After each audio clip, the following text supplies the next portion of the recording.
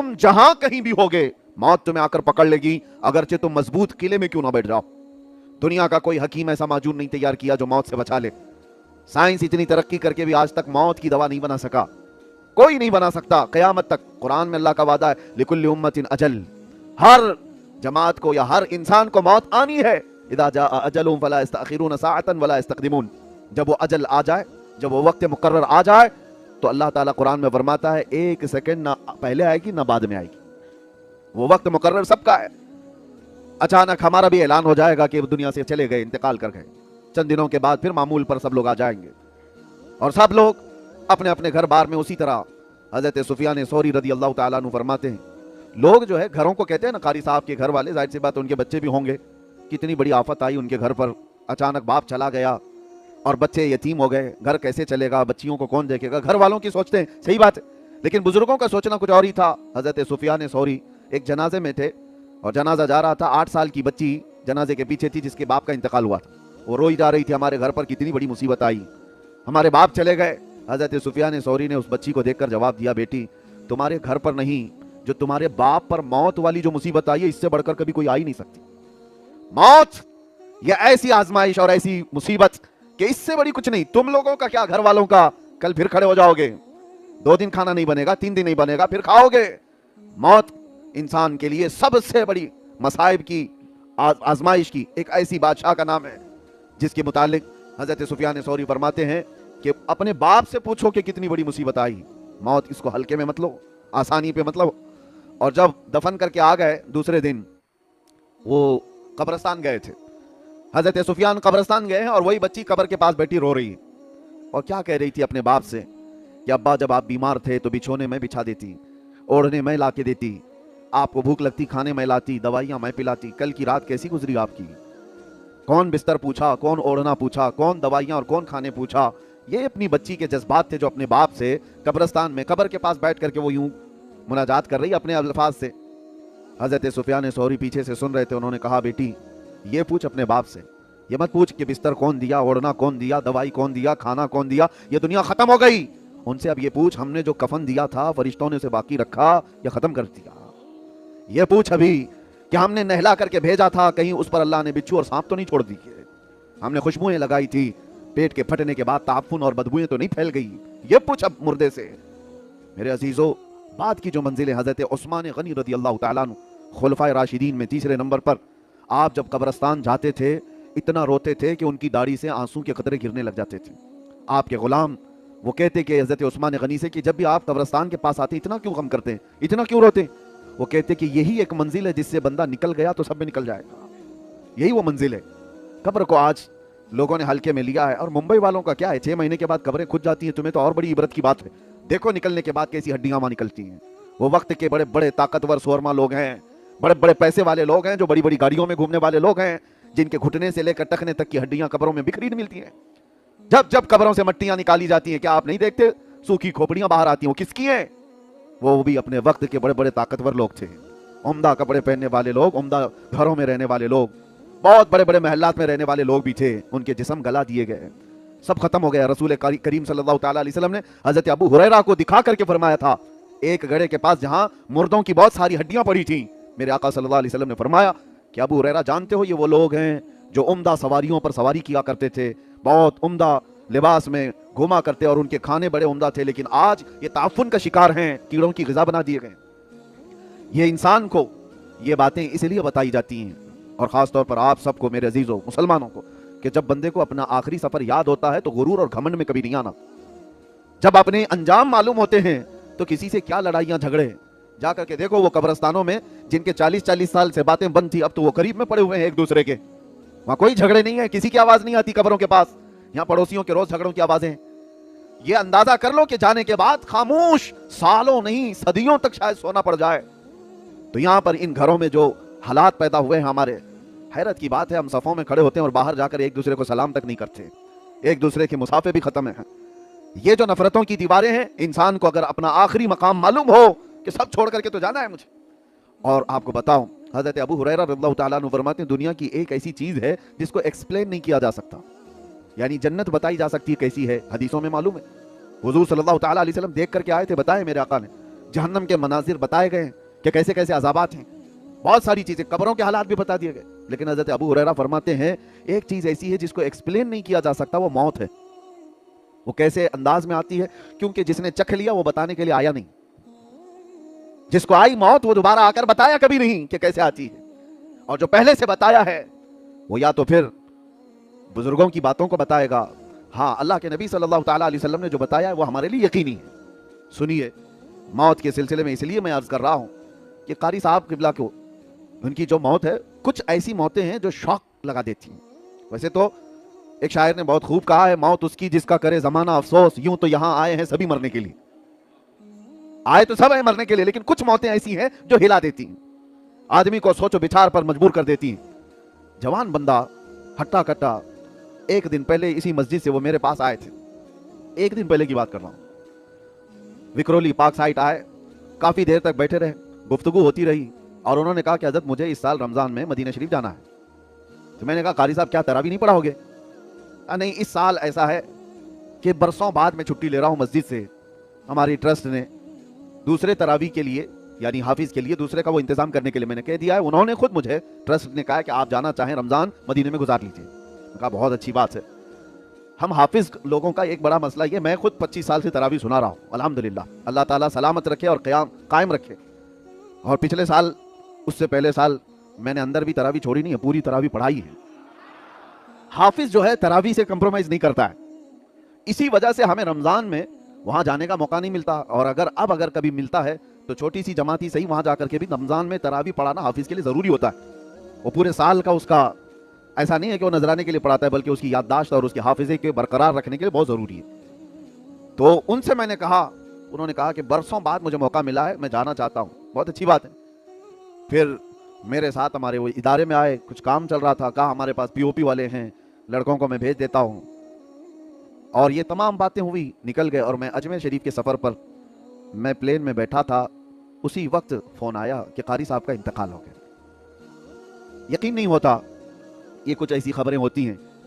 उसके बाद फिर मेरे अजीजों, ये जो शॉकिंग न्यूज़ होती है ना, इस तरह की हिला देने वाली, तब बंदे को बहुत ज़्यादा संभल जाना चाहिए।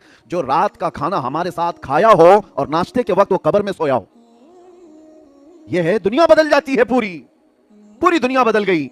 एक शाम पहले जो मगरिब पढ़ाया हो और दूसरी शाम मगरिब में वो कब्रिस्तान में सोया हो, पूरी दुनिया तब्दील हो जाती है। आज हम यहां बैठे हैं, हम में से किसी को नहीं पता फजर मिलने वाली है नहीं। ये मौत का मामला अल्लाह तबारक व तआला ने इस तरह इसीलिए रखा है कि बंदा गुरूर और तकब्बुर में फिरौन ना बने। आज पता है आपको, पूरे यहूदी और जो नई नई इजादात करते हैं, उनके पीछे एक उनका वक्त एक बहुत बड़ा, जो मेरी स्टडी का मैं आपको बता रहा हूं, इनको क्या लेना देना है पूरी दुनिया को। ये जो न्यू वर्ल्ड ऑर्डर जो करते हैं कि पूरी दुनिया को ग्लोबल विलेज बनाना है, एक दुनिया बनाना है। आपको पता है, पूरे गोल्ड को अपने पास रखना, इकोनॉमिक पूरी ताकत को अपने पास रखना, बैंकिंग निजाम को अपने पास रखना, दुनिया की सारी हुकूमत को अपने पास रखना, क्यों कर रही है छोटी जमात? क्यों करती है छोटी सी जमात? आपको पता है, सालों पहले नमरूद के जमाने में ऐसा हुआ था कि यही कौम ने पूरी दुनिया में ऐसी हुक्मरानी की कि नमरूद को यह बात किसी ने बताई कि दुनिया की हर ताकत तुम्हें मिल गई है, कुछ भी कर सकते हो तुम।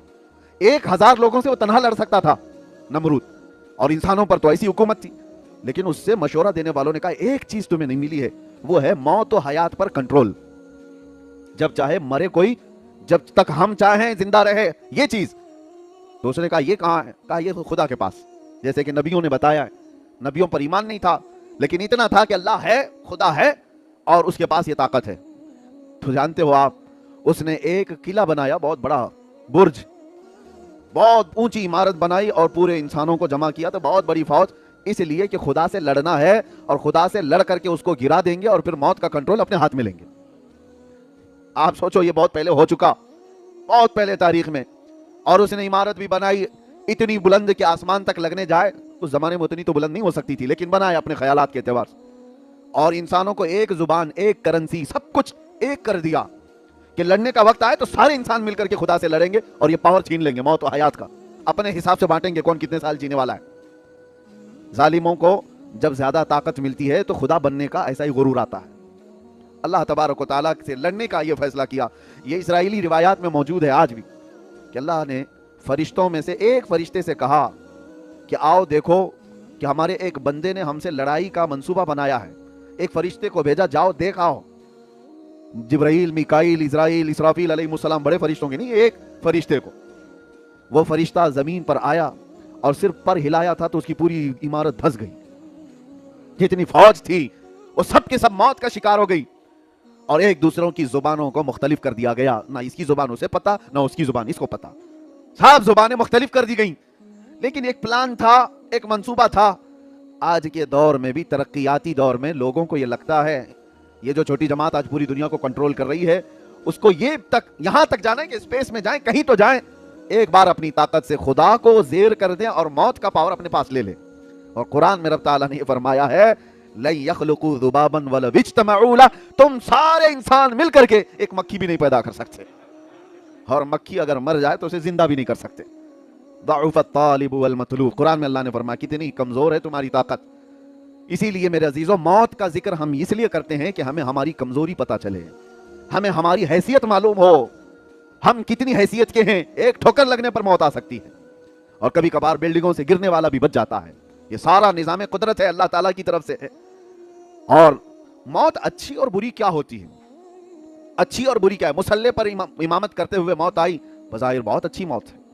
और अगर कोई एक्सीडेंट में मर गया, 40 टुकड़ों में हो गया, बहुत बुरी मौत। लोगों के जहन में ये कोरोना में मरने वालों को लोग बेचारे यही समझते थे कि क्या मौत है बेचारी, 4 लोग उठा नहीं पाते, रैप कर देते हैं प्लास्टिक में, और 4 लोगों की नमाज पे इसको तो दफन कर दिया जाता है, ऐसी मौत है वैसी ना।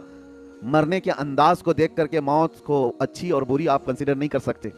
एक बात आपको मैं बताऊं, मौत अच्छी कौन सी है और बुरी कौन सी है, और जनाजे देख करके भी नहीं।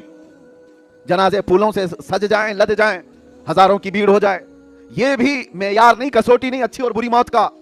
अच्छी और बुरी मौत क्या है? अगर गरीब आदमी तन्हा भी मर गया हो, ईमान पे मरा हो, तो सबसे अच्छी मौत है। इश्क रसूल पे गया है तो सबसे अच्छी मौत है, और लाखों की भीड़ में कुफ्र पे मरा है तो सबसे बुरी मौत है। भीड़ लाखों की हो और कुफ्र पे मौत आई है तो वो सबसे बुरी मौत है।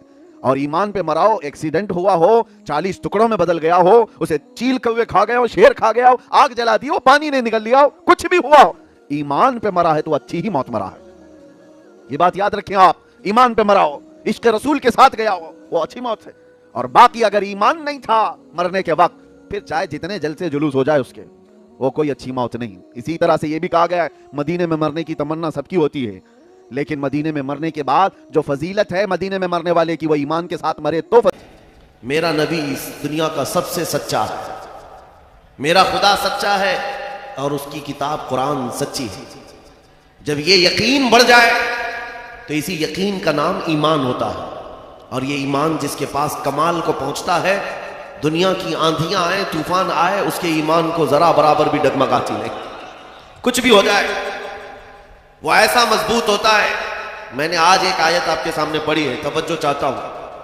उन हालात में मैं आपके सामने आयत पढ़ रहा हूं जहां दुनिया हमारा तमाशा देखने के लिए तैयार खड़ी है। जब कभी गजा के, फिलिस्तीन के निहत्ते बच्चों पर बमबारी होती है, मिसाइल से मार मार करके उनको टुकड़े किया जाता है, तो ये दुगली मेयार रखने वाली दुनिया हंसती है और तमाशा देखती हुई कहती है अच्छा हो रहा है इनके साथ। इनके पास वो कठोर दिल है जो इंसानियत के लिए है ही नहीं। ये वो जालिम लोग हैं जो बच्चों की मौत पर भी तालियां बजाते हैं और तमाशा देखते हैं और ये कहते हैं अनकरीब ये मिट जाएंगे। एक बात मैं आपको बता रहा हूं, मजाक उड़ाने वाले दज्जाली मीडिया वो यहां तक भी कहते हैं कि 57 मुल्क इस्लामी हैं पूरी दुनिया में, और ये सब मिलकर के इन मुसलमानों का कुछ नहीं कर पा रहे हैं, और इनको रोजाना मारा जाता है, काटा जाता है, पीटा जाता है, और सिवाय आवाज उठाने के और कोई कुछ नहीं करता। ये सब तमाशे देख रहे हैं। मेरे अजीजों, एक बात याद रखना, आज के इन हालात से सबक लेकर के जिंदगी गुजारो। हम 57 मुल्कों की हिमायत के भरोसे पर नहीं जीते, सिर्फ अल्लाह के भरोसे पर जीते। कोई बादशाह हमारे लिए आवाज उठाए ना उठाए, कोई हुकूमत हमारी हिमायत में खड़ी हो ना हो, हमें इससे फर्क नहीं पड़ता। हर जमाने में हुसैनी तादाद में कम होते हैं, लेकिन ये तारीख लिख करके जाते हैं, इस्लाम जिंदा होता है हर करबला के बाद। इस्लाम जिंदा होता है हर करबला के बाद। ये सब चीजें पूरा बयान होने तक आप ये पैसों के इधर उधर आप नातखानों के साथ किया करें। तवज्जो से सुने, नबी करीम सल्लल्लाहु तआला अलैहि वसल्लम की उस अजीम उम्मत को आज तख्ता मश्क बनाया गया है। यह हम सबका इम्तिहान चल रहा है, यह हम सबका इम्तिहान चल रहा है। हम छोटी छोटी चीजों पर सब्र नहीं कर पाते। हो सकता है मेरी तकरीरों से आपको असर ना हो सकता है किसी मुकर्रिर की और किसी के वादो नसीहत से आपको असर ना हो रहा हो, लेकिन उन निहत्ते बच्चों की और उन मजलूम फिलिस्तीनियों की उस चीख और पुकार को देख करके तो समझ जाओ कि उनका ईमान कितना मजबूत है, कितना मजबूत है। वक्त के सुपर पावर ताकतें उन निहत्ते बच्चों के सामने खड़ी हैं। दुनिया की सारी बड़ी मशीनें लेकर, सारी टेक्नोलॉजी लेकर, और मुकाबला करने वाले कंकरों और पत्थरों के साथ खड़े हैं। हाथों में कंकर है, पत्थर है, कोई मुजाहमत करने के लिए उनके पास छोटी चीज भी नहीं। उसके बावजूद भी दुनिया उनको आतंकवाद कहती है, दहशतगर्द कहती है, टेररिस्ट कहती है। इससे उनको कुछ फर्क नहीं पड़ता। मैं एक हदीस पाक सुनाता हूं। नबी करीम सल्लल्लाहु तआला अलैहि वसल्लम इरशाद फरमाते हैं, ला तज़ालु इसाबतुन मिन उम्मती युकातिलूना अला अबवाबि दिमश्क व मा हौलहा ज़ाहिरीन अलल हक़ ला यदुर्रुहुम ख़ुज़लानु मन ख़ज़लहुम इला अन तक़ूम अस्साअह औ कमा क़ाल रसूलुल्लाह सल्लल्लाहु अलैहि वसल्लम। मेरे आका फरमाते हैं, क़यामत तक मेरी उम्मत में से एक जमात ऐसी होगी जो दिमश्क के दरवाजों पर और बैतुल मुक़द्दस के आसपास लड़ती रहेगी, हक के लिए लड़ती रहेगी। किसी के बुरा चाहने से उनका कुछ बुरा ना होगा। कयामत आने तक वो हक के लिए लड़ते रहेंगे। मेरे आका सल्लल्लाहु अलैहि वसल्लम ने फरमाया, कयामत तक वो हक के लिए लड़ते रहेंगे, किसी के बुरा चाहने से उनका कुछ नहीं होगा। अब मैं यहां बात पूछता हूं, बुरा चाहने से कुछ नहीं होगा, यह हदीस में कहा जा रहा है, जबकि जाहिर में हम देख रहे हैं उनकी तो इमारतें टूटकर खत्म हो गई, उनके बच्चों के टुकड़े हो गए, उनके यहां एक एक कब्र में 80-80 मैयतों को रखा गया। और हदीस में कहा जा रहा है, उनका बुरा चाहने वाले लोगों से, उनका बुरा चाहने से उनका कुछ नहीं होगा। अरे बहुत कुछ हो गया, उनके अस्पताल टूट गए, उनके घर बर्बाद हो गए, उनकी जमीनें तबाह हैं, उनके घर बार सब खत्म है। फिर हदीस में ये जो कहा जा रहा है, उनका कुछ बुरा नहीं होगा। मतलब ये है मेरे अजीजों, मेरे आका का फरमान है, दुनिया के बुरा चाहने से उनका कुछ नहीं होगा। मतलब घर टूट जाए, बच्चे खत्म हो जाएं अलग है, रिश्ते टूट जाएं अलग है, लेकिन पूरी दुनिया एक तरफ हो जाए, उनके ईमान का कुछ भी बुरा नहीं हो सकता। और अगर ईमान महफूज है तो दुनिया की सबसे बड़ी दौलत मौजूद है।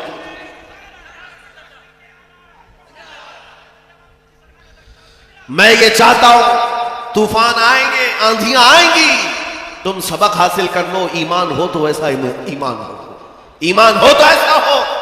अरे मियाँ, उनके ऊपर से मिसाइलें गुजर रही हैं और वो सूखी रोटी खाने में मसरूफ है। उनके यहां बच्चों में, 6 साल की बच्चियों में ये जज्बा माँ बाप ने पिलाया है। छोटी सी लड़कियां मेहंदी के कोन से अपना नाम लिख रही हैं। किसी न्यूज रिपोर्टर ने पूछा कि जंग के हालात में तुम अपना नाम हथेली पे क्यों लिख रही हो? 5 साल की, 6 साल की लड़कियां, वो कहती है पता नहीं रात को सोएंगे कब कोई मिसाइल गिर जाए, कहीं कब बम गिर जाए और हमारे टुकड़े हो जाए। अगर हाथ मौजूद रहा तो हमारे माँ बाप नाम देखकर हमको पहचान सकते हैं। अल्लाहु अकबर। ये जज्बा है शहादत, ये जज्बा है शहादत सिर्फ ईमान वालों के अंदर आता है, सिर्फ ईमान वालों के पास होता है। आज एक लाठी डंडे पर भाग जाने वाली कौम और मुंतशिर हो जाने वाली कौम, इसको तो फिर आजमाया जाएगा। ये छोटे छोटे कीड़े निकलेंगे और डराते रहेंगे, गीदड़ भपकियां।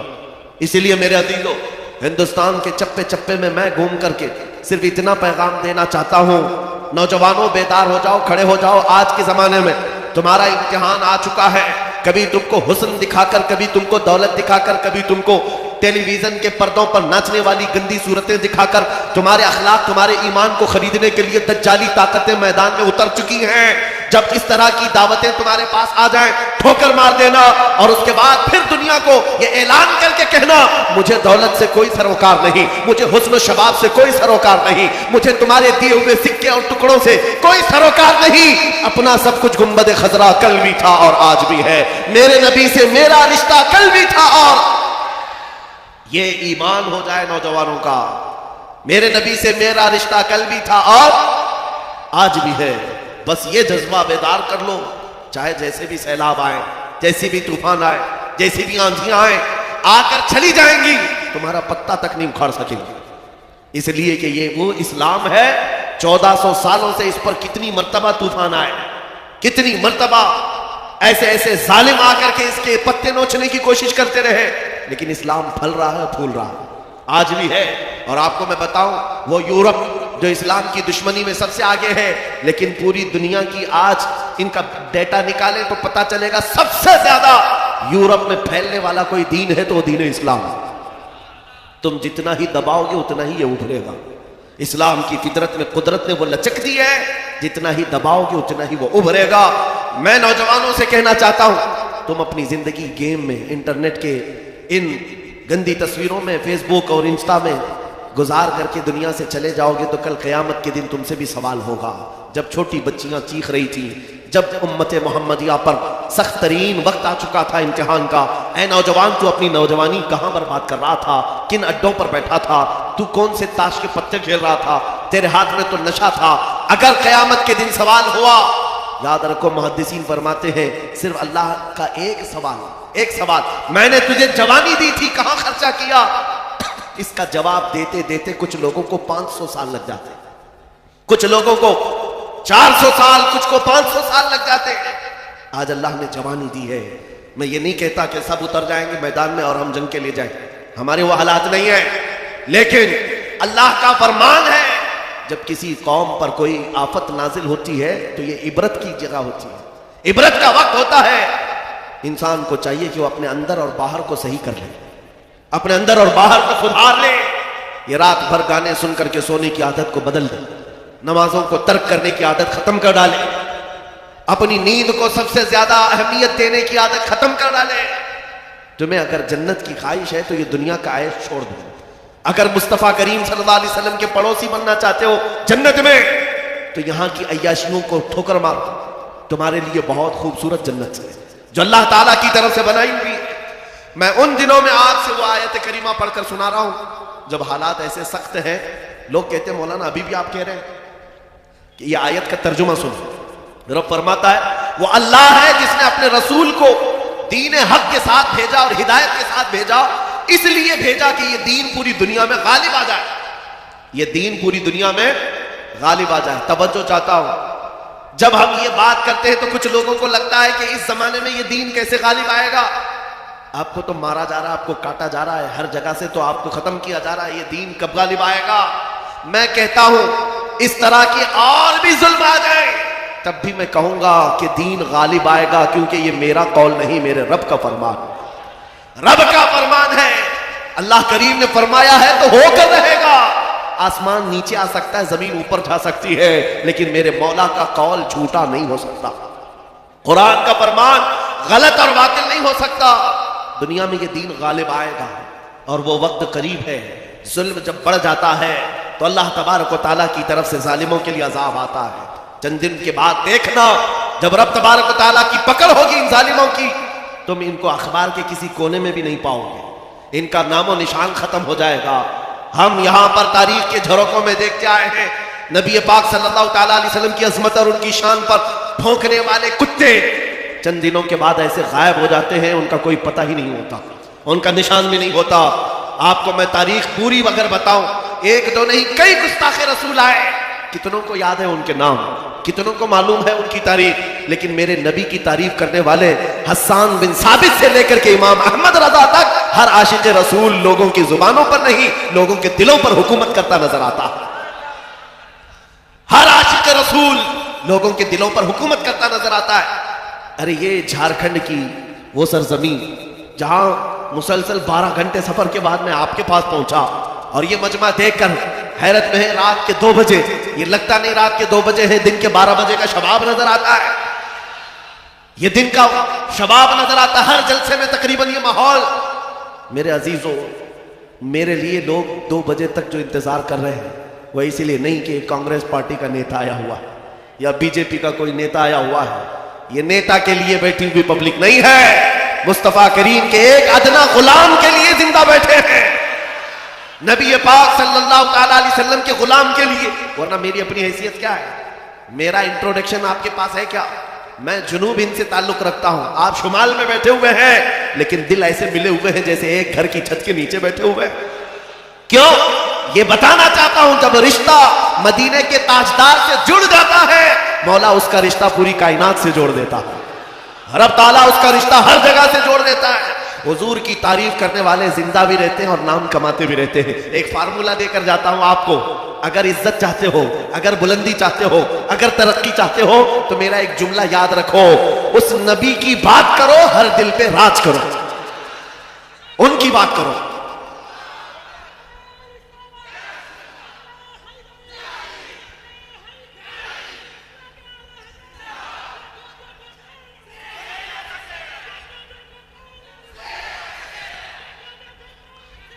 जब तक बिके न थे तो कोई पूछता न था, या रसूल अल्लाह तुमने खरीद कर हमें अनमोल कर दिया। ये जिंदगी की सच्चाई है, ये जिंदगी की हक्कानियत है।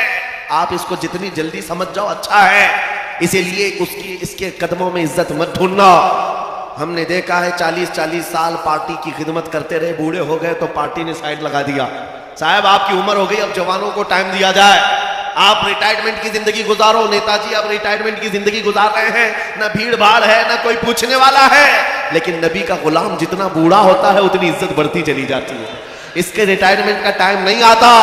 अभी अभी आप हज़रत अल्लामा मुफ्ती मुतीउर रहमान साहब क़िबला को समाअत किए होंगे। उम्र काफी हो चुकी, तकलीफ भी है, बीमार भी है, लेकिन इन हालतों में भी जब वो किसी मिंबर पर बैठते हैं, लोगों की इज्जत आज भी वैसी है जैसे जवानी में की जाती थी, बल्कि हर जमाने में इज्जत बढ़ती चली जाती है। हमने अपनी आंखों से देखा, 75 साल की उम्र थी मुर्शिद गिरामी हुजूर ताजुश शरिया बदरुत तरीका की। उनके चेहरे पाक का जमाल देखने के लिए दीवानों का हुजूम ऐसा टूटता था। अरे गया बॉलीवुड, गया हॉलीवुड, सारी चीजें एक तरफ ठोकर मार लो, मुस्तफा करीम के गुलाम के चेहरे को एक सामने रख दो। इसलिए कि इज्जत नबी पाक के कदमों में है, इज्जत नबी पाक की निस्बत में है। इसलिए मैं कहता हूं, जितने कुत्ते भौंकते थे भौंक करके फना हो जाते हैं, हर जमाने में आए, लेकिन उनका नामो निशान मिटा दिया गया है। चंद सालों पहले एक धर्म परिवर्तन करने वाला, अपना नाम बदलने वाला लखनऊ का एक राफिजी कुत्ता निकला था। नाम भी बदल दिया, धर्म भी बदल दिया और जाकर के पुजारियों के तलवे छाटता रहा। 6 महीने के बाद लात मार करके उसको वहां से भी भगाया गया। लोगों ने यह सोचा था, मीडिया में कवरेज दिया गया था, अरे एक आदमी इस्लाम छोड़कर निकल गया है, इस्लाम छोड़कर निकल गया है। इन कुत्तों को अगर एक ऐसी खबर मिल जाए, 24 घंटे उस पर भौंकते रहते हैं। एक भी मुसलमान ऐसा मिल जाए, हम तो उसको मुसलमान समझते ही नहीं। जो कचरा था वो पहले से निकल गया है, उस कचरे की इस्लाम को जरूरत नहीं। लेकिन आज क्या कैफियत है, क्या हालत है? क्या पंडितों ने अपने सर पर बिठा लिया? क्या तुझे पुजारियों ने अपना आका बना लिया? नहीं, अब तो जान के लाले पड़ गए। वीडियो बनाता है और रिक्वेस्ट करता है, मेरी जान को बचा लो, खतरा है। न मुसलमानों का रह गया, न हिंदुओं का रह गया, धोबी का कुत्ता, न घर का, न घाट का। इसीलिए इमाम अहले सुन्नत फाजिल बरेलवी ने 100 साल पहले कहा था, या रसूल अल्लाह, जो तेरे दर से यार फिरते हैं, दर बदर यूं ही खार फिरते हैं।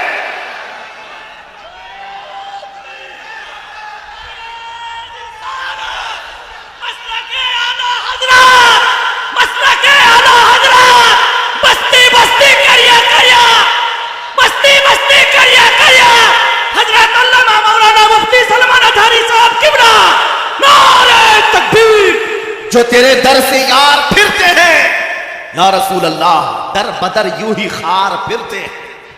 उनकी जिल्लत और खारी तो दुनिया में है, ये तो दुनिया में हमने देखा है। भी ठोकरों पर पड़े हो, किसी गटर और नाली पर मर करके खत्म हो जाओगे। इन कीड़ों की जिंदगी इतनी ही है, लेकिन अभी तो असल अंजाम कयामत के दिन देखना बाकी है।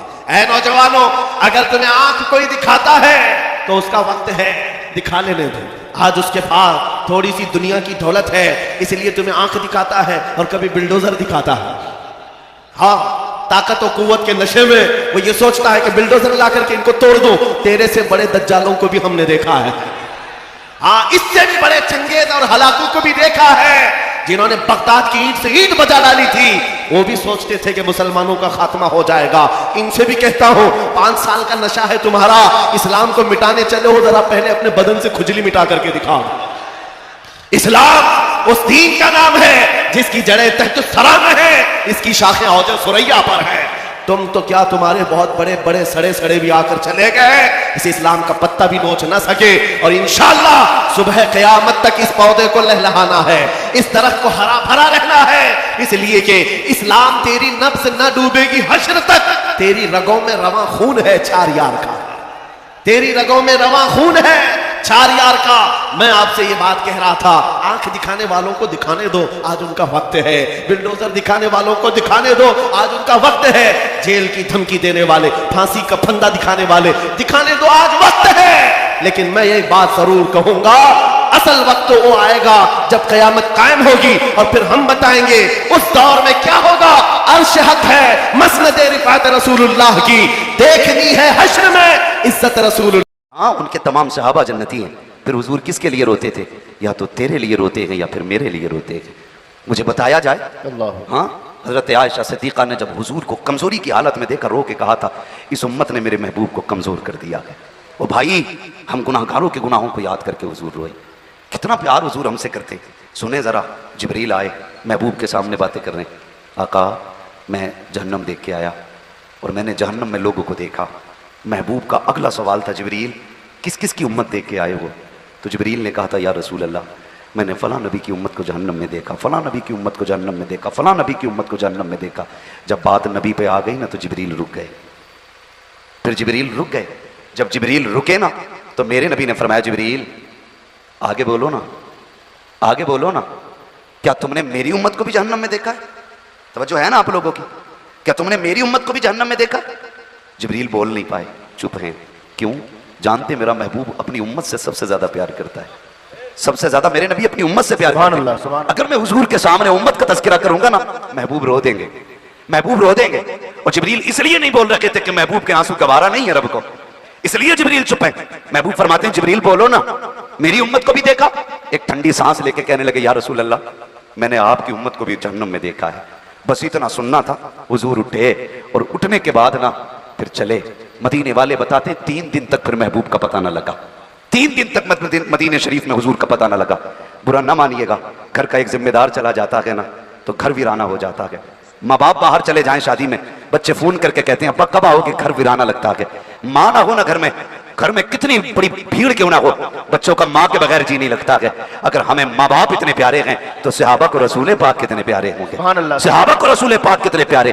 आज उम्मती के इश्क का आलम यह है, हमने महबूब को देखा ना की है, हमने हुजूर को अपनी आंखों से नहीं देखा है, लेकिन फिर भी इश्क इतना है, अगर उनके नाम पे जान देने की बात आ जाए, हुजूर का एक उम्मती सबसे अगली सब में खड़ा हो जाएगा। ये हुजूर के इश्क की बात है। और यार, अगर बिन देखे इश्क का ये आलम है, तो फिर अबू बकर के इश्क का आलम क्या होगा? उमर का इश्क का आलम क्या होगा? उस्मान के इश्क का आलम क्या होगा? अली की मोहब्बत का आलम क्या होगा? और फिर खुद उनके जिगर का टुकड़ा खातून जन्नत, उनके इश्क का आलम क्या होगा? और वो हसनैन जो कंधों पे खेलते थे, उनके इश्क का आलम क्या होगा? सहाबा कहते हैं, एक नहीं, 2 नहीं, 3 दिन हो गए, महबूब नजर नहीं आए। अब मस्जिद नबवी सोनी सोनी लगती है। मस्जिद में जाते हैं, मेहराब खाली देखते हैं, आंसू निकल आते हैं। सुफ़ा पे जाके बैठते हैं, चबूतरा खाली नजर आता है, तब भी आंसू निकल आते हैं। महबूब को देखे बगैर अब दिल बेकरार है। हर जगह तलाश किया गया, मुस्तफा का पता ना लगा। हुजूर के एक सहाबी हजरत उमर से बातें करते हैं, क्या किया जाए? का बस्ती तो ढूंढ ली है, एक एक घर का पता लगा लिया है, चलो जंगल में तलाश किया जाए। जंगल की तलाशी की बारी आई, हुजूर के एक सहाबी तोड़े जंगल में मुस्तफा को दीवानों की तरह तलाश कर रहे हैं।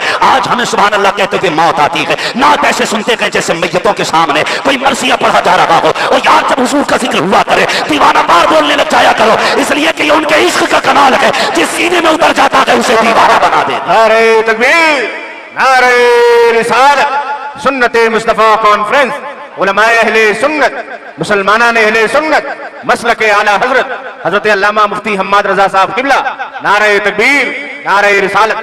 सुने जरा कान खोल करके, डीजे बजाते हो, तुम्हारी मर्जी है, क्या करना है तुम जानो। हदें तोड़नी है शरीयत की या कायम रखनी है, ये फैसला खुद करके जाइएगा। हम ख्वाब में आके आपको नहीं समझाएंगे, आपकी शादी में आके कलाई नहीं पकड़ी जाएगी, आपको रोड पे जलील नहीं किया जाएगा, आपको चौक में खड़ा करके जूता नहीं मारा जाएगा। सिर्फ बताने के लिए आए हैं ताकि मेरे नबी का पैगाम एक एक बंदे के सीने तक पहुंच जाना चाहिए। अल्लाह अकबर, कान खोल करके सुनना। वो सहाबी जंगल की तरफ गए, मुस्तफा को तलाश कर रहे हैं। एक चरवाहे से जाके पूछा, बता यार, तूने मेरे महबूब को देखा हो तो बता तो सकी। उसने कहा, कौन तुम्हारा महबूब है? मैं तो नहीं जानता हूँ, कुछ पहचान हो तो बता। अब गुलाम की पहचान देखें कैसे बयान कर रहा है। कहता, जब मेरे महबूब चलते हैं तो रहमतें बरसा करती है, वो बोलते हैं तो लबों से फूल झड़ा करते हैं, निकाहें उठती है तो मुर्दों को जिंदगी मिल जाती है, तो लफ्ज बोल देते हैं, तकदीर बन जाया करती है। अदाएं चलने की देखो, कुरान की आयतें बन जाती है, वो लेट जाता है तो कुरान की तफसीर तस्वीर बन जाती है। ऐसे को देखा है कहा मैंने तो नहीं देखा, लेकिन अलबत्ता इतना पता है आज 3 दिन हो गए हैं इसी जमीन पे बकरी चराने आता हूँ। वो जो सामने वाली गार देख रहे हो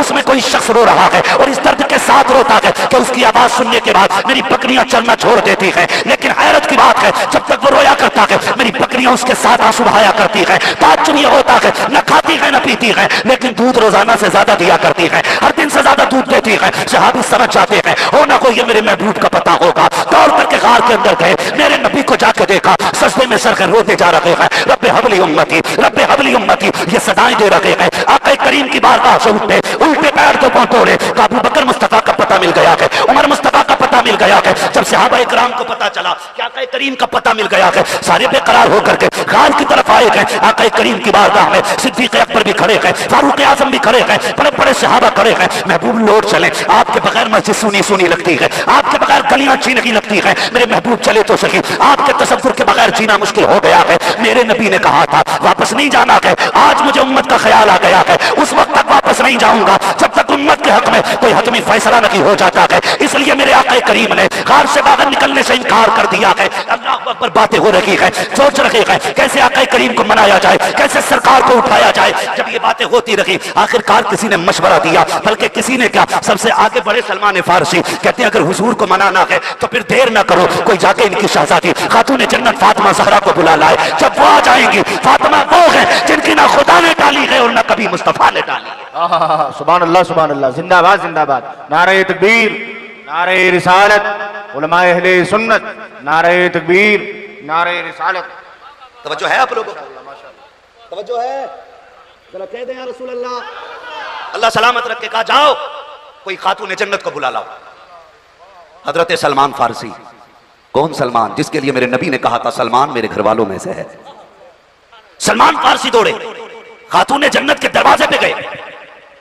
सैयदा, बाबा का पता मिल गया है, बेटी है, बेकरार हो गई। बेटी बेटी होती है, बेटियां बाप का दुख बर्दाश्त नहीं कर पाती और ना कि बेटी बाप बेटी का दुख बर्दाश्त कर पाता है। बहुत गौर से मेरी बात सुनिएगा। आज जो ये तलाक की शराम होती जा रही है ना, खुदारा रोको इसे। तुम्हारे 3 जुमलों से एक नहीं कई जिंदगियां बर्बाद होती हैं, कई जिंदगियां बर्बाद हो जाती हैं। और तुम अपनी अना की खातिर किसी की बेटी का जीवन हराम करते हो, बच्चों का जीवन हराम करते हो और साथ में ना बच्ची के बाप का जीवन हराम कर देते हो। खुदारा बंद करो इस शरा को। अपनी अना की खातिर किसी बाप पर बेटी का बोझ ना डालना, मत डालना। इसलिए कि बाप को 9 बेटियां बोझ नहीं लगती है, बाप को 10 बेटियां बोझ नहीं लगती है। बाप को सबसे ज्यादा बोझ तब लगता है जब बेटी हाथ में तलाक का कागज लेके घर आती है। दौर बदला नहीं। पहले जब तलाक होती थी बाप रातों रात खुदकुशी कर लेता था, वो कहता था नहीं सुबह समाज को मुंह क्या दिखाऊंगा। आज बदनसीबी देखे हमारे मुआशरे की, बाप कोर्ट में खड़े होकर कहता नहीं जी तलाक लेने आया हूं बेटी के लिए। धूप नहीं पड़ जाती बाप पे जो खड़े होकर के बेटी की तलाक की बात करता है? शर्म नहीं आती है? कल जब किसी की बेटी को तलाक होती थी कई कई दिन तक घर में खाना नहीं बनता था।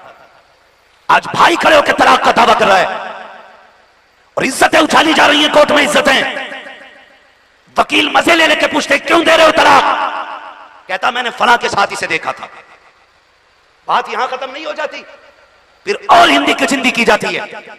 फिर यह पूछा जाता था किस हाल में थी, कपड़े थे कि नहीं थे, कंडीशन क्या थी, सूरत क्या थी। बेटियों की इज्जतें उछाली जाती हैं। तुम्हें पता है बेटियों की इज्जतें कितनी कीमती होती हैं? खुदारा तुम्हारे एक गलत फैसले की बुनियाद पर कितनी बेटियों की इज्जतें कोर्ट कचहरी में उछाली जाती हैं। क्या हिसाब दोगे अल्लाह की बारगाह में खड़े होकर के? और बेटियों से भी गुजारिश करूंगा, बात बात पे कहती है तलाक दे के दिखा, ऐसा फंसाऊंगी कोई बचाने वाला नहीं मिलेगा। झूठे इल्जाम लगा करके शौहरों को जेल में डालने वाली बेटियों, तुम्हें गैरत आनी चाहिए। शौहर को फंसाने के लिए कितने वकीलों की जूतियां उठाती हो, कितनी कोर्टों में सलील और रुस्वा होती हो, कितने लोगों के धक्के खाती हो, कितने लोगों की जी हुजूरी करती हो, तब जाकर के तुम्हें मंजिल मिलती है। दावे के साथ कहता हूं मेरी बहन, जितनी तू वकीलों की जी हुजूरी करती है, गहरे गहरे की जी हुजूरी करती है, काश तूने इतनी जी हुजूरी अपने शौहर की कर ली होती। खुदा की कसम दुनिया में भी जन्नती हो जाती, आखिरत में भी जन्नती बन जाती। जिंदाबाद जिंदाबाद जिंदाबाद जिंदाबाद, बहुत अच्छे, माशाअल्लाह। कौन समझाए हमारी कौम को?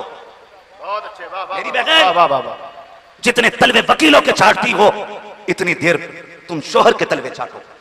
खुदा की कसम ये तुम्हें ताज बना के रखेगा, ताज बना के, हाँ ताज बना के रखेगा। मगर हालात ऐसे, इज्जतें उछाली जा रही हैं। कोर्ट के अंदर बीवी शोहर पे इल्जाम लगा रही है, शोहर बीवी पे इल्जाम लगा रहा है। वो कहती है इसके गैरों से ताल्लुकात है, वो कहता मेरे नहीं इसके गैरों से ताल्लुकात है। और हम इसे कहते हैं देखा मेरा वकील जीत रहा है। बेगैरत डूब के मर जाना चाहिए। तू जीत के भी हार गया है, तू जीत के भी हार गया है। किसी को जलील कर देना यह जीत नहीं होती है, किसी को इज्जतें दे देना यह सबसे बड़ी जीत होती है। बुरा ना मानिएगा। आज समधी समधी को पछाड़ने के चक्कर में बेटे की जिंदगी बर्बाद कर देता है, बेटी की जिंदगी दांव पे लगा देते ताकि मैं अपनी समधी से ऊंचा रहूं, मेरी मूंछ नीचे ना आए। समाज क्या कहेगा? गैरत कर। क्या तेरी इज्जत मदीने वाले से ज्यादा बड़ी है? क्या तेरी बेटी खातून जन्नत से ज्यादा शान वाली है? क्या तेरा बेटा मौलाए कायनात मौला अली से बड़ा है? यार हमारी तो सुबह का भी पता नहीं, हमारी तो शाम का भी नहीं पता, हमारे तो सजदों का भी नहीं पता कबूल होते कि नहीं होते, हमारे तो रोजों तक का पता नहीं। इसलिए कि इफ्तार भी कराते हैं तो तमाशा बना के कराते हैं। यहां तो नमाज भी पढ़ते तो जब तक मस्जिद से निकल के 4-5 को जलील ना कर ले हमें एक वक्त की नमाज में मजा ही नहीं आता है। कबूल हो रही है ऐसी नमाजें, अल्लाह ही जानता है कैसी गुजरती है। और भाई सुने इज्जतें कैसी बचाई जाती है। फिरोज नामी एक बादशाह गुजरा है, तवज्जो है ना? थके तो नहीं है अभी, मेरा वक्त पूरा हो चुका है, लेकिन अगर आप साथ दें तो मैं आगे चलूं। जरा कहते हैं रसूल अल्लाह। हाँ सुनना चाह रहे हैं ना? सुनना चाह रहे हैं तो जरा हाथों को झंडा बना के कहें या रसूल अल्लाह। माशाअल्लाह, अल्लाह सलामत रखे। मेरा एक भाई बहुत दूर खड़ा है, उसने वहां से हाथ उठाए। आप कुर्सी पे बैठे हो, अल्लाह का शुक्र अदा करो। मैं उन लालों को सलाम करता हूं जो खड़े होकर हुजूर की बातें सुन रहे हैं, और उनसे मशवरा है मेरा, जब घर जाना ना तो माँ के तलवे चूमना, बाप के हाथों को चूम के कहना आप दोनों की परवरिश का कमाल था। सबने बैठ के हुजूर की बातें सुनी, हमने खड़े होकर हुजूर की बातें सुनी थी, है ना? तो आप जो बैठे ना तो कम से कम बैठने का हक अदा करें। जरा कहते हैं या रसूल अल्लाह। फिरोज नामी बादशाह, समझे, अल्लाह करे ये बात आपके जहन में उतर जाए, मैं समझाना चाहता हूं। फिरोज नामी एक बादशाह गुजरा है। एक दिन वो अपने महल की छत पे खड़ा, उसने पीछे झांक के देखा ना, नजर पड़ गई कि पीछे वाले मकान की छत पे एक खूबसूरत खातून अपने बाल सुखा रही थी। नीचे उतरा, उसने अपने वजीर को बुलाया, बुला के कहा ये पीछे वाला मकान किसका है? कहा हुजूर ये आपके वजीर का है, वजीर खास का है। कहा वो छत पे कौन खातून है? कहा उसकी बीवी होगी। उसने कहा इतनी खूबसूरत, हमारे पड़ोस में इतनी खूबसूरत खातून और हमें खबर नहीं। उसने कहा जल्दी से खत लाओ। उसने लिखा कागज पे खत और वजीर को बुलाया, उससे कहने लगा ये खत लो और फलां बादशाह के पास ही मेरा पैगाम लेके जाओ। उसे उसको उलझाना था, घर से निकालना था वजीर को। खत लिया, दे दिया, वजीर को कोई खबर नहीं। जल्दी जल्दी घर गया, बादशाह से कहा मैं सुबह होते ही घर से निकल जाऊंगा। सुबह उठा, सामान्य सफर तैयार किया और सफर पर रवाना हो गया। इधर ये घर से निकला, उधर बादशाह को खबर हो गई कि वजीर जा चुका। बादशाह वजीर के घर आया और अभी आके ही बैठा था कि ये कुछ दूर पहुंचा, इसे ख्याल आया यार जिस काम से जा रहा था वो चीज तो मैं घर भूल आया। क्या? खत। खत तो तकिए के नीचे रह गए। ये वापस पलटा, जब वापस आया तो खबर हो गई बादशाह को कि वो वापस आ गया। बादशाह जूते छोड़ करके दबे पैरों से दूसरे रास्ते से महल में चला गया। अब वजीर था, इसे बादशाह के जूतों की तो खबर थी ना, पहचान थी, जूते रह गए। जब जूते पड़े देखे बादशाह के तो वजीर की आह निकल गई। उसने बातिल नाखास्ता घर में कदम रखा, बीवी से कुछ नहीं कहा, खत उठाया, वापस सफर पर रवाना हो गया। हुआ क्या था, जैसे ही बादशाह घर में आया, वजीर की बीवी ने बादशाह को आते देखा, गर्दन झुक गई। कहा सरकार आप? कहा हां। कहा किस लिए आए हो? कहा आज तुम्हारे घर पे मेहमानी करने के लिए आए, आज तुम्हें हमारी खिदमत करनी है, हमें खुश करना है। तो जानते हो वजीर की बीवी ने क्या कहा? कहा बादशाह हम आपकी रियाया हैं, आप जो चाहे हमारे साथ सलूक कर सकते हैं, लेकिन सुना यह है कि शेर कभी कुत्तों का झूठा नहीं खाया करता है। शेर कभी कुत्तों का झूठा नहीं खाया करता है, और जो कुत्तों का झूठा खा ले वो शेर नहीं होता है। जब इतनी बात कही तो बादशाह की हया से गर्दन झुक गई। बादशाह नंगे पैर लौट गया, इतने में भाग गया वजीर। जब वजीर आया तो ये अपने सफर पे वापस वजीर गया, वापस आया। आने के बाद जब आया, कुछ कपड़े भी साथ में बीवी के लिए लाया था। बीवी से कहने लगा चलो तुम्हें तुम्हारे मैके छोड़ आते। कोई गाली नहीं दी, कोई इल्जाम नहीं लगाया, कुछ नहीं कहा चलो तुम्हें तुम्हारे घर लेके चलते। बीवी को खबर तक नहीं। वो गई, ये मैके छोड़ के आ गए। 1 दिन 2 दिन महीने बीत गए, लेकिन ये वापस नहीं पलटा। बीवी को एहसास हुआ कि कभी इतने दिन मुझे छोड़ा नहीं। महीने बीत गए, आए नहीं बुलाने के लिए, अब तक तो आ जाना चाहिए था। उसने अपने भाइयों के कान में बात निकाली। एक भाई चल करके आया, उसने आकर के बड़ी तहजीब से कहा कि आप हमारी बहन को बुला के क्यों नहीं लाते। तो उसने कहा कि मैं अब आपकी बहन को लाना नहीं चाहता। साफ इनकार कर दिया। भाइयों से भी कुछ नहीं कहा उसने। आज तो जरा सी बात हो जाए, झगड़ा हो जाए, डायरेक्ट बीवी फोन लगा के कहती मैके को आज मेरे शौहर ने चप्पल उठा लिया था। इस वजह से सबसे ज्यादा तलाकें हो रही हैं। आज डांटा है अम्मा मुझे, आज मुझे गालियां दी हैं। बात बात पे घर वालों को फोन करके बेटियां बताती हैं। अभी झगड़ा खत्म नहीं होता, कुछ तो इतनी 420 होती हैं, झगड़े के बीच में फोन लगा के जेब में डाल लेती हैं। जितनी शौहर गालियां दे रहा है वो सारी अब्बा सुन रहा है उधर। भाई किसी की भी बेटी को गाली दोगे तो बाप को बुरा लगेगा कि नहीं? लगेगा कि नहीं? बोले लगेगा कि नहीं? लगेगा नहीं। भाई आप आगे बैठे खाली गर्दन झुका रहे, हिला रहे हैं। अगर थक गए तो पीछे जाके बैठ जाएं, किसी बोलने वाले को आगे जगह दे दें। अगर किसी की बेटी को गाली दोगे तो बाप को बुरा लगेगा, भाई को भी गुस्सा आएगा, और जब गुस्सा आएगा तो फिर वो प्यार की बात तो करेगा नहीं ना, वो तो तिया पांचा करेगा आगे, फिर वो आके तुम्हें गाली बकेगा। तो बहन बेटी से मेरी इतनी गुजारिश है, चूंकि शादी का प्रोग्राम है इसलिए ये पैगाम जिंदगी का दे के जा रहा हूं। कितना भी झगड़ा शोहर से हो जाए, कभी मैके वालों से बात ना करना, उसकी खबर मैके वालों को ना देना। आज डांटा है, मारा है, आज गुस्सा है ना, कल प्यार भी यही करेगा। और ये तुमने भी देखा होगा, पहले कहती है ना एक बाप की औलाद है तो दे तलाक। जब वो दे देता है ना 3 तलाक है, तो 1 महीने बाद कहती है कोई रास्ता है लौट के आने का? मैं ना जी पाऊंगी, तुम्हारे बगैर मर जाऊंगी मैं। 1 महीने बाद इसका इश्क जागता है। और भाई जब इश्क 1 महीने बाद जागता है, पता है, तो 1 महीने तक सब्र करके घर रह के देख ले, रह सकती है कि नहीं शौहर के बगैर? बाद में तलाक ले ली। मजबूर कर देती हैं औरतें, ऐसे ऐसे ताने देती हैं कि शौहर को तलाक देनी पड़ जाती है। फरमाया गया जो बिना किसी उज़्र शरीक के अपने शौहर से तलाक का मुतालबा करेगी, ऐसी औरत को जन्नत की खुशबू तक नहीं दी जाएगी। हाँ, ऐसी औरत को जन्नत की खुशबू तक नहीं दी जाएगी जो बिना किसी उज़्र शरीक के शौहर को मजबूर करेगी तलाक देने के लिए। उसने जलील नहीं किया, आके सीधी बात की, बुला के नहीं लाना, कहा नहीं, कहा हम दावा करेंगे काजी के दरबार में। कहा कर दो। भाइयों ने जाके मुकदमा कर दिया, फलां शख्स है, हमने अपनी बहन उसके निकाह में दी थी, 2 महीने हो गए बुलाने नहीं आया। काजी के दरबार में वजीर को हाजिर किया गया।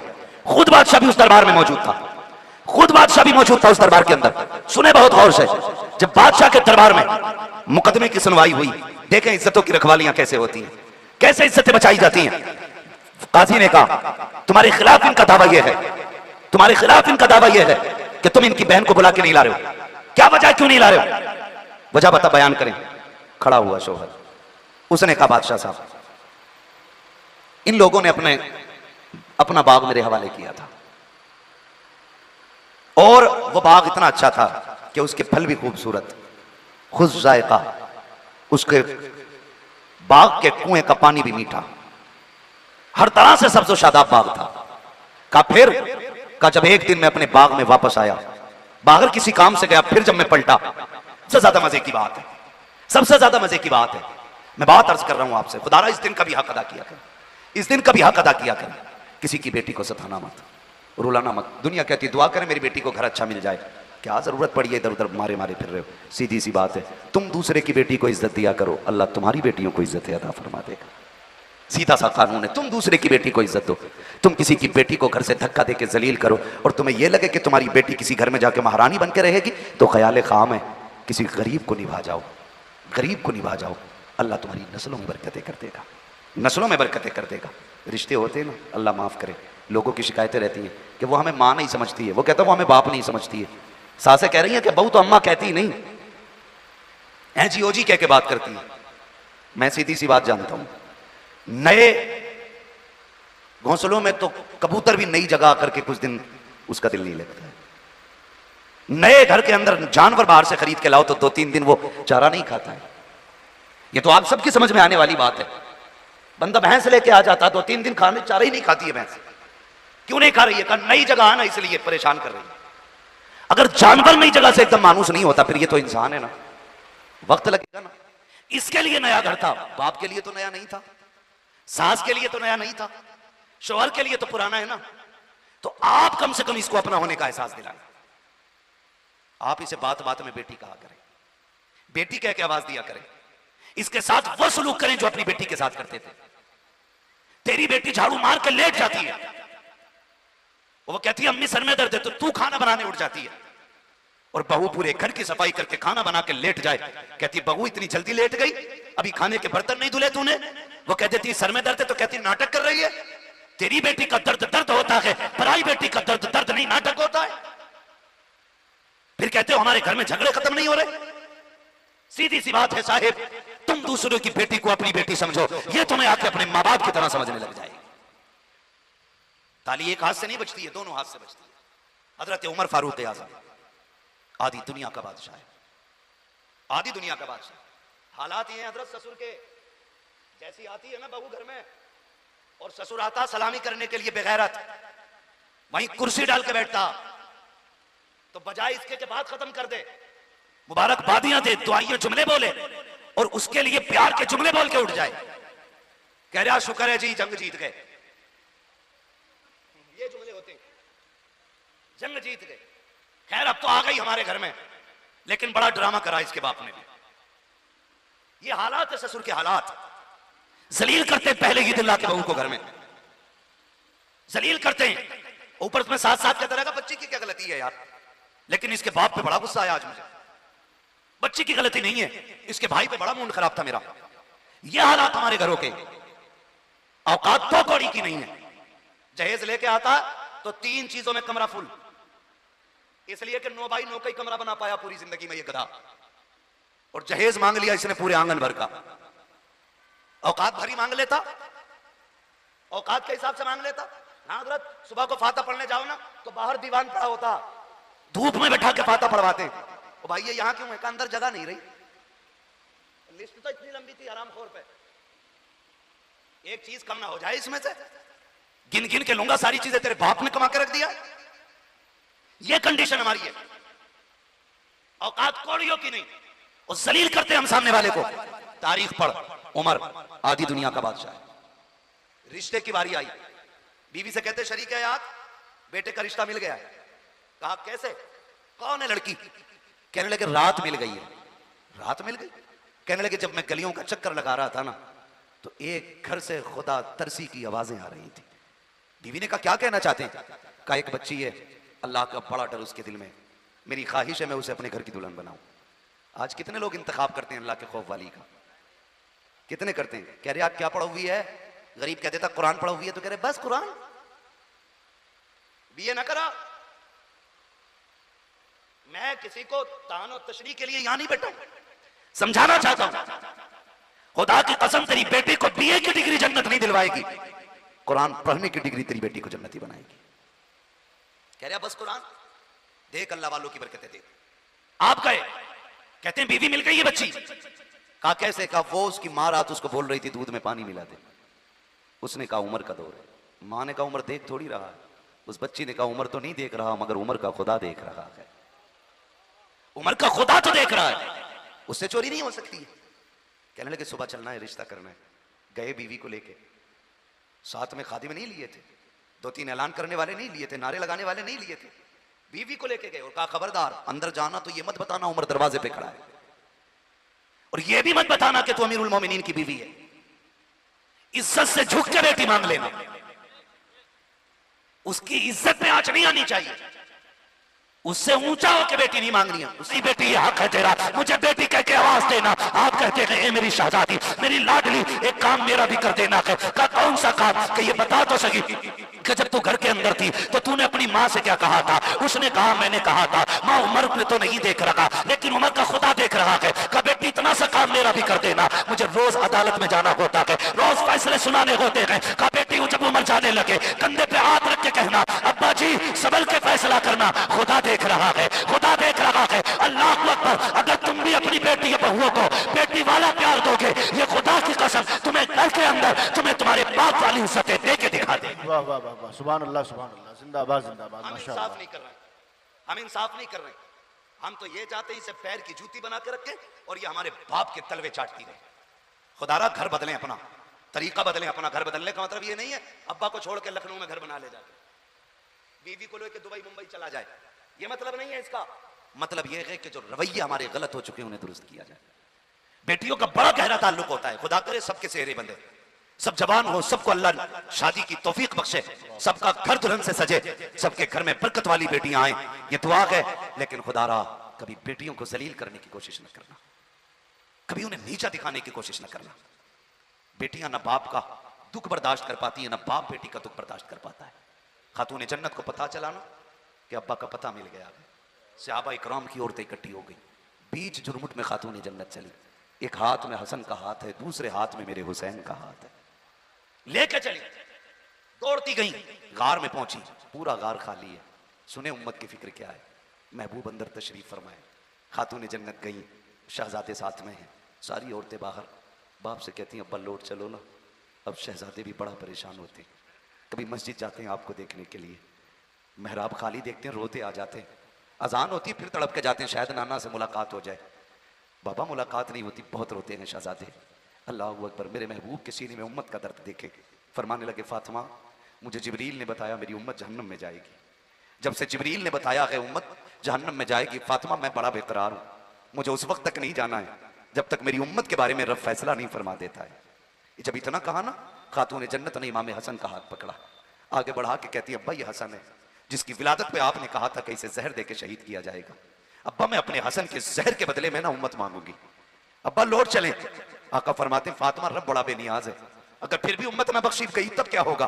कब फिर हुसैन का हाथ पकड़ के आगे किया, अब्बा ये तो वो हुसैन है ना जिसकी विलादत पे जिब्रील ने मिट्टी लाके दी थी और कहा था कि इसकी शहादत करबला में होनी है, और ये मिट्टी देकर के बताया गया था कि जिस दिन ये सुर्ख हो जाए समझ दिल में ना, उस दिन मेरे बेटे की शहादत हो गई है। अब्बा मैं फातिमा हूँ, ये मेरे जिगर का टुकड़ा है। अब्बा कयामत के दिन मैं अपने शहजादे के वो खून आलूदा कपड़े लेके आऊंगी, अगर उम्मत नहीं बख्शी जा रही होगी तो अपने बेटे के खून के बदले में उम्मत मांगूंगी। आप तो लौट चलिए। मेरे नबी फरमाते हैं ए फातिमा उम्मत अगर तब भी ना बख्शी गई तब क्या करोगे? हजरत अबू बकर सिद्दीक के पास अली को भेजा, अली जाओ अबू बकर से वादा करो और तुम भी मुझसे वादा लो, मैं भी वादा करती हूँ। फातिमा कौन सा वादा? अबू बकर से कहो उस वक्त तक जन्नत में ना जाए जब तक मुस्तफा की उम्मत का एक एक बूढ़ा ना बख्श दिया जाए। अली वादा करो उस वक्त तक जन्नत में नहीं जाना है आज का जवान जब तक बख्श न दिया जाए, और मैं वादा करती हूँ उस वक्त तक जन्नत नहीं जाऊंगी जब तक एक एक शहजादी नहीं बख्श दी जाएगी। आका फरमाते हैं फातिमा उम्मत फिर भी ना बख्शी गई तब क्या करोगी? अल्लाह अकबर। इतना सुनना था, खातून जन्नत कहती है या रसूल अल्लाह अगर ये बात है तो लो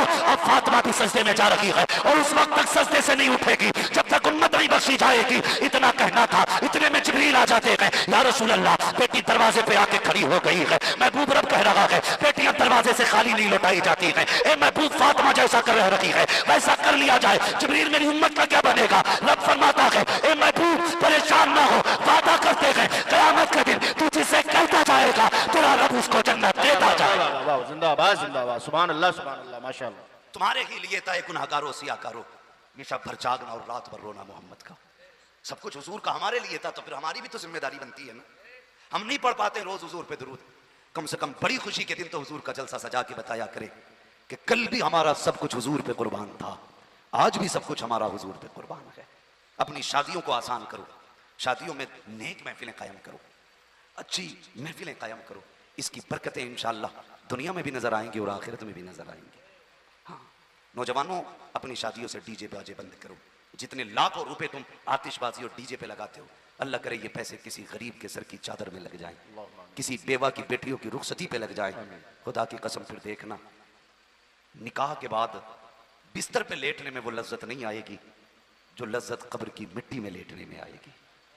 हाँ, किसी का सहारा बने, किसी की मदद करें। बड़े दुखी हैं लोग, बड़े दुखी हैं। ऐसा नहीं हम ठीक है तो सब ठीक है, नहीं भाई, आज भी भूखे सो रहे हैं लोग, आज भी रोडों पे खड़े हैं लोग, आज भी बुढ़ापे में मजदूरियां कर रहा है बाप, आज भी झुकी कमर से बोझ उठा रहा है बाप, आज भी तंगियां हैं, आज भी गुर्बत है। आप खुदा करे कि तरक्की करें। आप परदेश रहते हैं, बाहर रहते हैं, जानों का खतरा है, हर एतबार से दिक्कतें हैं, नेकियां कर लें ताकि मुसीबत के वक्त में ये नेकियां काम आ जाया करें, नेकियां काम आ जाया करें। अल्लाह तौफीक दे। तो जो फालतू खर्चे हमारी शादियों में होते हैं, मिसाल के तौर पर बारात की कसरत का खाने की कसरत, इसका पैसा थोड़ा कम करें, डिमांड की कसरत, इसका पैसा कम करें, जहेज की कसरत, इसका पैसा कम करें, लेन देन जो बातें शुरू हो जाती हैं इसका कम करें, और उस पैसे को उठा करके डीजे बाजे का कसरत और गाने बजाने की कसरत, इसको उठा करके अच्छी जगहों पर लगाएं। फिर देखें अल्लाह नस्ल में कितनी बरकतें अता फरमाता है, घर में कितनी बरकतें अता फरमाता है। खुदा की कसम कब्र में जाना है, कोई यारो मददगार नहीं होगा। पूछो, ये उलमा बताएंगे, बंदा मर जाता है ना तो उसे एहसास कब होता है कि मैं मर गया हूं? पहले तो उसको एक ख्याल ही लगता है, ऐसा लगता है जैसे कि ये सब ख्याल है, ये ख्वाब देख रहा हूं मैं, कि मैं ख्वाब देख रहा हूं कि मुझे नहलाया जा रहा है, मुझे लिटाया जा रहा है, गांठें बांधी जा रही हैं, कपड़ों में लपेटा जा रहा है, एक डरावना ख्वाब समझ के देखता रहता है। लेकिन जब मनो मिट्टी के नीचे पहुंचता है और अचानक कब्र में अंधेरा नजर आता है, जब कब्र का अंधेरा देखता है और उठ के बैठता है, फिर उसको पसीना आता है, फिर चीखता है, कभी बाप को आवाज देता है, कभी भाई को आवाज देता है, रिश्तेदारों को आवाज देता है। जब कोई नहीं आता है तब ये पर्दे आंखों से हटते हैं। अगर नेक होता है तो दो फरिश्ते उसकी हिम्मत बढ़ाने के लिए खूबसूरत चेहरे में आके बैठ जाते हैं और उसका ज़हन भटकाते हैं कि परेशान ना हो, ये कब्र है, ये राहत है तेरे लिए। और अगर बंदा पाप करके गया है, गुनाह करके गया है, बिना तौबा के चला गया है, फिर डरावनी शक्ल लेके फरिश्ते आते हैं तो उसकी कब्र को आके मुसीबत का घर बना दिया करते हैं। ओ भाई, उस वक्त यकीन होता है हम मर चुके हैं और तब कोई यारो मददगार नहीं होता है। अगर उस वक्त में कोई काम आता है तो कोई यार नहीं बल्कि आमीना का लाल काम आया करता है। कब्र की तैयारियां कर लो और इस हाल में दुनिया से जाओ कि तेरा जनाजा जाता हो तो कारी साहब नाम ना बताएं, उलमा नाम ना बताएं, कौन नाम ना बताए, तरीका ना बताए, बल्कि तेरा कफन बताए कि ये जो जनाजे में जा रखा है इसे आम ना समझना, बल्कि शान ये है लगन में इसके रुखे से कताक लेके चले, अंधेरी लाश सुनी की चराग लेके चले, तेरे गुलामों का नक्शे कदम है, राह खुदा वो क्या भटक सके जो ये सुराग लेके। वाह वाह वाह वाह, जिंदाबाद जिंदाबाद, सुभान अल्लाह सुभान। करेंगे इंशाल्लाह, ऐसा करेंगे इंशाल्लाह। इंशाअल्लाह डीजे के बगैर शादी करेंगे, गानों के बजाय निकाह करेंगे, बगैर निकाह करेंगे। जब सारे रिश्तेदारों को एक कार्ड दिया जाए तो हुजूर की महफिल सजा के एक कार्ड मदीने भी भेज देना। हुजूर का नाम सबसे ऊपर लिस्ट में होना चाहिए। जब भी तुम्हारे घर की लिस्ट बने सबसे पहले मेरे आका का नाम डालना। मेहमान खुसूसी कौन है? कहना मेरा नबी है। कौन है मेहमान खुसूसी? मेरा नबी है। हाँ, वो कहा था ना, गलियों को सजाने दो, पलकों को बिछाने दो। हाँ, किस राह से आएंगे मुस्तफ़ा खुदा जाने। भाई, नीयत अच्छी है ना तो फिर मंजिल आसान हो जाती है, मंजिल आसान हो जाती है। हुजूर के नाम पे करने की आदत डालें। नौजवानों सिर्फ हुजूर से प्यार करो, खुदा की कसम दुनिया भी अच्छी होगी, आखिरत भी अच्छी होगी। हाँ, हुजूर का इश्क बंदे को मोहताज नहीं करता, गनी कर देता है, गनी कर देता हुजूर का इश्क बंदों को, और इतनी इज्जतें देता है खुदा की कसम। फिर आप देखेंगे अपनी ज़िंदगी में तब्दीली। चलते फिरते नौजवानों नाते सुना करो, हुजूर की बातें सुना करो। हाँ, गालिबन अंबर मुशाहिदी साहब तशरीफ ला चुके। हाँ माशाल्लाह, अंबर मुशाहिदी साहब बहुत अच्छा कलाम पढ़ते हैं, अल्लाह सलामत रखे। वादा करें कि इंशाल्लाह इनको सुन के ही जाना है, सुन के जाएंगे ना इंशाल्लाह सारे लोग। हाँ, अगर किसी को अशद ज़रूरत है तो वो जा सकता है, मगर फिर आ जाए, फिर आ जाए। ज़बरदस्ती किसी को नहीं रोका जाना चाहिए, क्योंकि कुछ काम ऐसे होते हैं जो चल फिर के ही करने के होते हैं, तो उनमें चलना फिरना ज़रूरी है ना। तो इंशाल्लाह बैठे रहेंगे ना सारे लोग। इसलिए कि देखिए, मैं पहचानूँ ना पहचानूँ, जिसकी महफिल में बैठे वो हुजूर पहचान लगेगा, वो हुजूर पहचान रहे हैं। अभी आपने सीरत के हवाले से सुना, हुजूर की मोहब्बत के हवाले से सुना, अब नात हुजूर की सुनेंगे इंशाल्लाह। नात सुनेंगे, और सुन्नियों की पहचान है नात खानी, मौत भी हमसे छुड़ा सकती नहीं। कब्र में भी मुस्तफ़ा के गीत गाते जाएंगे। हाँ, क्या नाम है? नाम लिया था मैंने, शाह मोहम्मद साहब, माशाल्लाह। अल्लाह इनकी उम्र में मजीद बरकत अता फरमाए, इनके बेटे और इनके पोते को अल्लाह इस नई जिंदगी में बेपनाह कामयाबियां अता फरमाए। और इन दोनों से कह के जाऊंगा, दोनों से कह के जाऊंगा, एक बात मेरी भी याद रखना, बीवी आने के बाद माँ बाप को ना भूलना।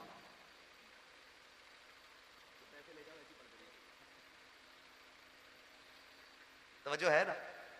बीवी आने के बाद माँ बाप को नहीं भूलना, इसलिए कि तेरे सेहरे की खुशी जितनी तेरे बाप को होती है ना, तेरी बीवी को भी नहीं होती।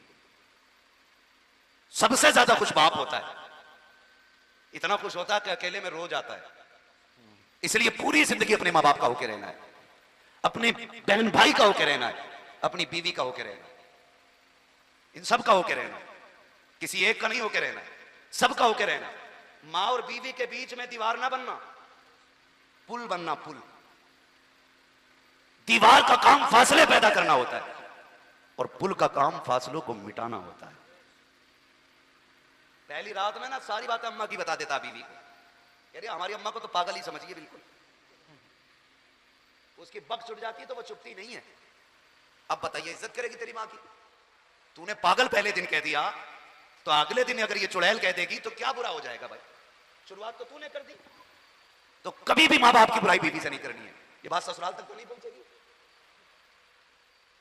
अगर पहुंच भी जाए, अल्लाह करे सबको इन बातों पे अमल किया, अल्लाह हम सबको तौफीक बख्शे। तो मियां बीवी, शोहर बीवी और मां के बीच में दीवार ना बने, पुल बने, एक दूसरे के खिलाफ ना भड़काए, एक दूसरे के बीच में मोहब्बतें पैदा करे। यही करे अल्लाह ताला हम सबको अमल की तौफीक अता फरमाए।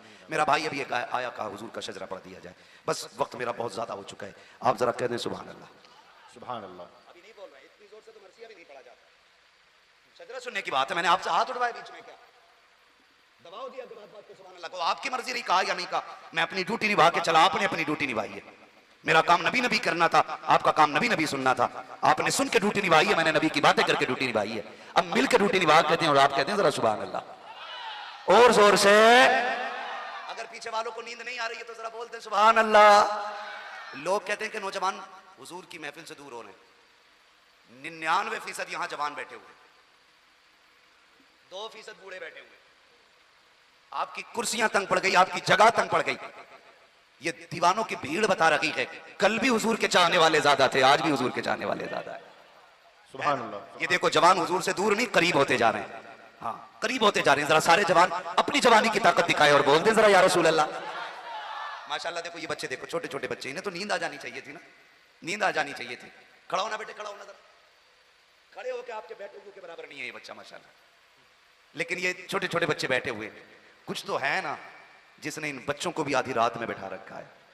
ये कोई और नहीं, ये मदीने वाले का इश्क है जिसने बच्चों को भी जगा रखा है ना। तो ये हुजूर का इश्क है। यहाँ कोई छोटा बड़ा नहीं। वो कहा था ये बज़्म में है, यहाँ कोताह दस्ती में है, महरूमी जो बढ़कर खुद उठा ले हाथ में मीना उसी का है। जरा कहते हैं हाथ उठा के या रसूल अल्लाह।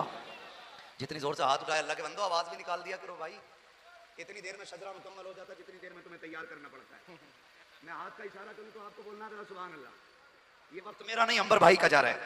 हाँ, और मैं हक मारना नहीं चाहता, ठीक है जी। जितनी देर मुझसे बुलवा रहे हो उतना ज्यादा अंबर भाई को आपको सुनना है। बोलने जरा सुभान अल्लाह। मेरा जब हाथ का इशारा होगा तो समझ जाना मौलवी की सांस रुक रही है, इसे सांस लेने दें। आप सुभान अल्लाह कहेंगे आपको नेकी मिल जाएगी, मुझे सांस मिल जाएगी।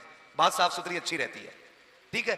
आपकी सुभान अल्लाह की आवाज के बीच में मैं सांस ले लिया करूंगा। अब जरा बोले सुभान अल्लाह। आदम के बेटे शीश, हाँ माशाअल्लाह, अल्लाह सलामत रखे। जिन्होंने हाथ उठा दिया अल्लाह आज की रात के सदक़े उन्हें हुजूर का मदीना दिखा दे। आदम के बेटे शीश, शीश के बेटे यानस, यानस के बेटे कैनान, कैनान के बेटे मैलाइल,